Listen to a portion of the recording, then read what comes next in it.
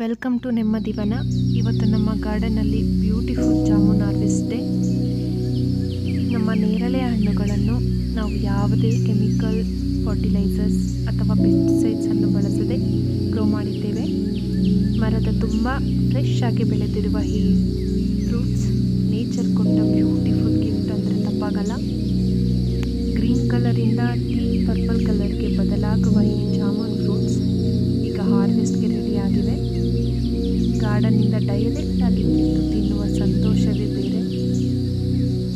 100% organic ಆಗಿ ಬೆಳೆದ ಈ ಫ್ರೂಟ್ಸ್ ಹೆಲ್ತಿ ಲೈಫ್ ಸ್ಟೈಲ್ಗೆ ಒಂದು ಚಿಕ್ಕ ಹೆಜ್ಜೆ. ನಮ್ಮ ತೋಟದಲ್ಲಿ ನಾವು ನೇಚರ್ ಜೊತೆಗೆ